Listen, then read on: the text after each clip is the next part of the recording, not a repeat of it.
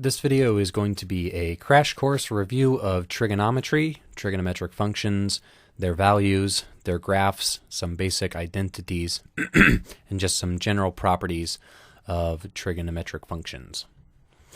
Okay, so let's start off by looking, we have in the xy plane here, we have some triangle, which is defined by some distance on the x-axis x, some distance on the y-axis y.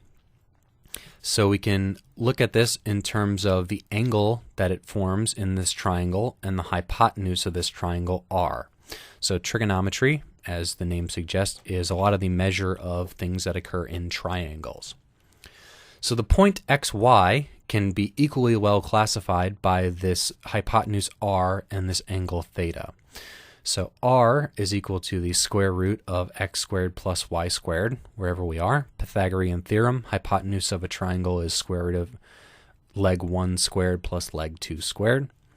So the value of x can go from minus r up to r. The value of y can go from minus r up to r, because obviously r is the square root of two numbers which are both positive, so x squared is going to be less than or equal to the square is going to be less than or equal to x squared plus y squared. So x and y each cannot be any bigger than r. The biggest they can be is totally equal to r whenever the other one equals 0. All right, so this theta is when x is positive and y is 0. It's defined in reference to the positive x-axis going around counterclockwise. So at positive x and y equals 0, that's going to be 0 radians and 0 degrees. Whenever we have x is 0 and y is positive, that's going to be a 90-degree angle with the x-axis. So that's pi over 2 radians or 90 degrees. Whenever it's on the negative x-axis, that's a 180-degree angle. So that's pi radians or 180 degrees. Whenever it's in the negative y-axis, that's 270 degrees going around counterclockwise from the positive x-axis. So that's 3 pi over 2 radians or 270 degrees.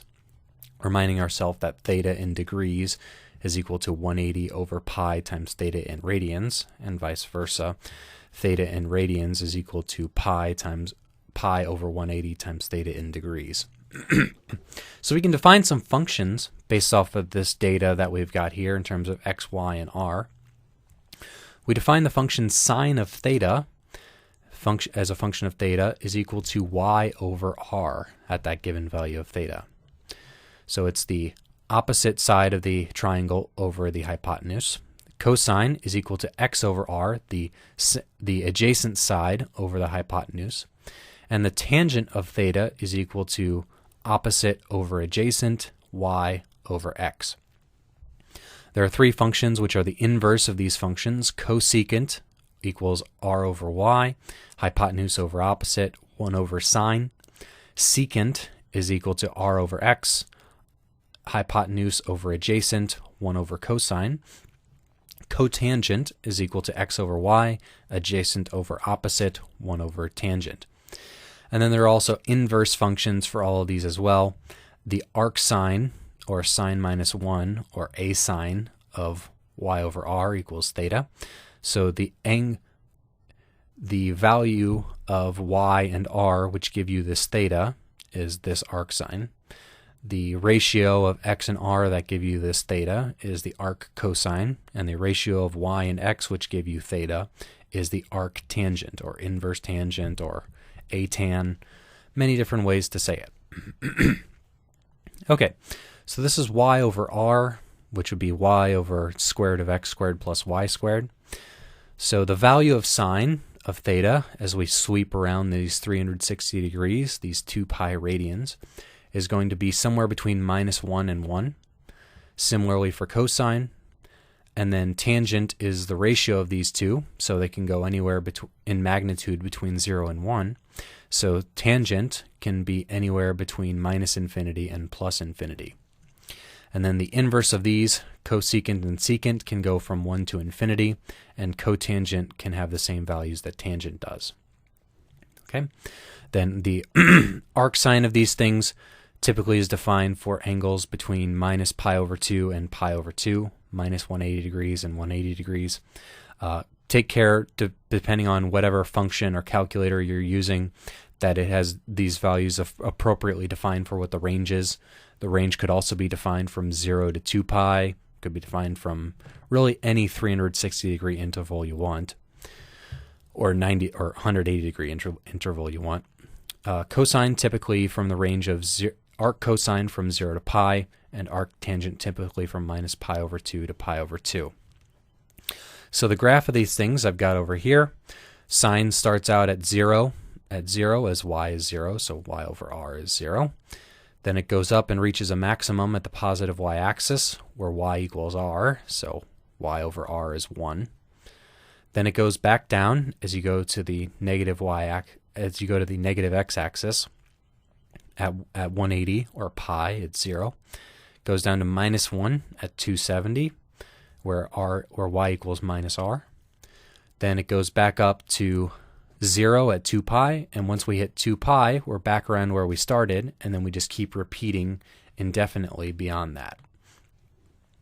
Cosine is the same function, but shifted by 90 degrees, because x is the other axis that corresponds to x and y here. So you can work out y that has to be 1 at 0, 0 at 90 degrees, minus 1 at 180 degrees, 0 at 270 degrees, and back to 1 at 360 degrees, or 0 degrees again, and then that repeats indefinitely.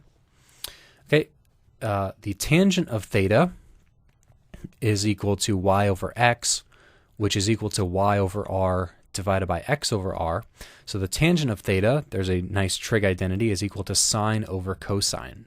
So the tangent is not only the ratio of y and x, it's also the ratio of sine and cosine. So you can see if you divide these two graphs, you'll get the tangent, which we have here, starting at 0 at 0, going up to infinity at 90 degrees, where x equals 0, so our denominator diverges. And then it goes to negative infinity and comes back up and repeats this pattern every 180 degrees. All right, we have relationships which relate these to one another. As I said, sine repeats every 2 pi, every 360 degrees, so sine is periodic in that range. Cosine as well repeats every 360 degrees. Tangent repeats itself every 180 degrees, as we see. The sine of, if you go up by 180 degrees, is the negative sine of yourself. So going any 180 degree interval, you're flipping yourself through the x-axis there, or across the x equals 0 boundary. Cosine, the same thing. Going up by 180 degrees will reverse yourself, but tangent, you'll be the same value. The sine of negative theta is equal to the sine of theta. Cosine is, actually that should be negative sine theta. Let me throw in a negative sign there. Sine of negative theta equals negative sine theta. It is an odd function. It's an inverse through the origin. And cosine of negative theta equals cosine theta. It's symmetric around the y-axis.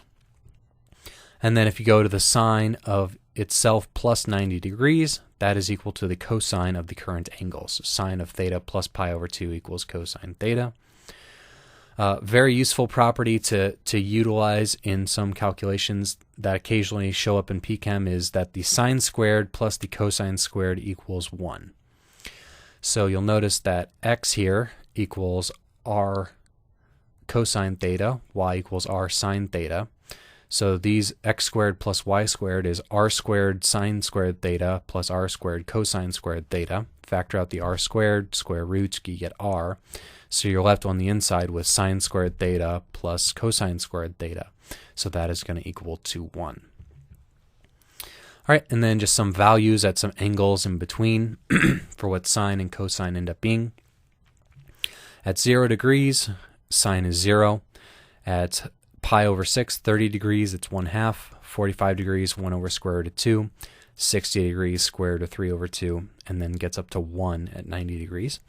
And then you can see the values that these correspond to as well at 120 degrees, 135, 150, similarly, every kind of repeat along the way. And cosine is the mirror of that as it's going down. Cosine of 0 is 1, 30 degrees, square root of 3 over 2. 45 degrees are the same, 1 over square root of 2. 60 degrees, it's 1/2. And at 90 degrees, it's 0. So tangent follows a similar kind of trajectory from 0 to 90 degrees. Tangent of 0 is 0. Tangent of 30 degrees, 1 over square root of 3. Tangent of 45 degrees is 1, as sine and cosine are equal. Tangent of 60 degrees is square root of 3, and then going up very quickly from there. So that is the crash course into the basics of trigonometric functions and trigonometry. You don't have to be an expert on every single aspect of what I just mentioned here.